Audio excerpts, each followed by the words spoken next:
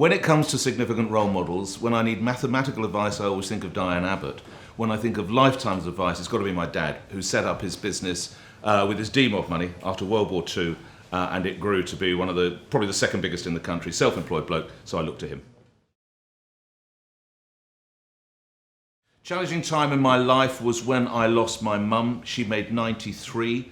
It was tough because I was very close to my mum. What made it tougher was that she'd lost her other two sons, my brothers, both in their 50s, and she was left with me. So that was tough, and Dad had gone as well, but you just have to suck it up and get on with it.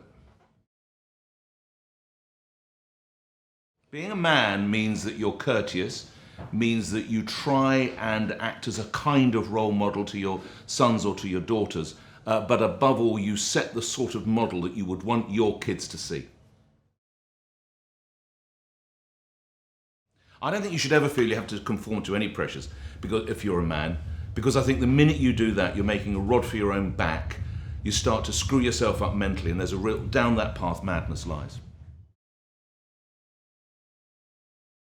I think when you reach my age, you don't normally make many new friendships, or I've made a stunning one within the last couple of weeks. I think probably they're judged by what happens to your children more than happens to you. Once you become a parent, if you've got a sick child, you would trade a limb for their health, without question. That then changes the dynamic of your friendship when you were kids just racing around bars chasing girls.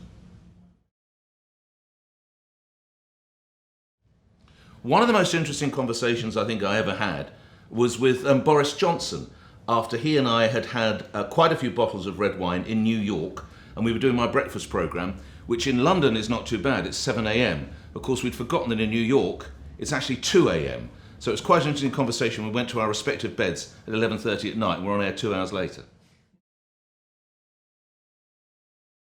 My coping strategies are to try and slow down, and to try and view everything with a sense of humour.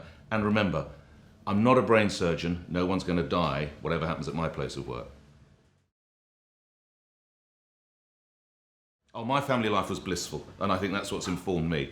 Mum and Dad genuinely got on well. I grew up with two elder brothers. They were so supportive. I look back on nothing but fondness. It was an absolute bedrock. I am so blessed to have had the parents I had.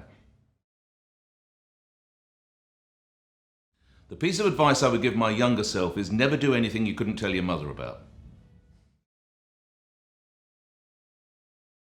The place I really like to open up to my mates is by my roaring log fire. After a particularly good meal, we're off the red wine, we're probably onto the port, and then we can talk honestly and tell each other war stories and assorted bollocks.